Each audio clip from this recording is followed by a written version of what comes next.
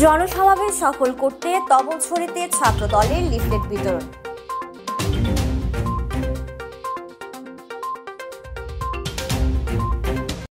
আগামী 24 ফেব্রুয়ারি অনুষ্ঠিতব্য রাঙামাটি জেলা বিএনপির জনসমাবেশ সফল করার লক্ষ্যে তবলছড়ি বাজারে লিফলেট বিতরণ করেছে ছাত্রদলের নেতাকর্মীরা। শনিবার দুপুরে নেতাকর্মীরা তবলছড়ি মসজিদের সামনে থেকে লিফলেট বিতরণ শুরু করে পুরো বাজার ঘুরে ব্যবসায়ী ও পথচারীদের মাঝে লিফলেট বিতরণ করেন।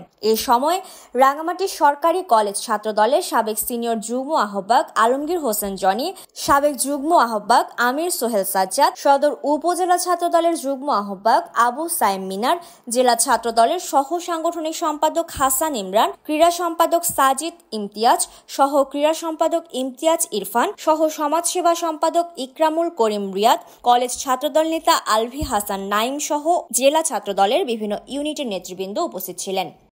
Desk report, CHT TV।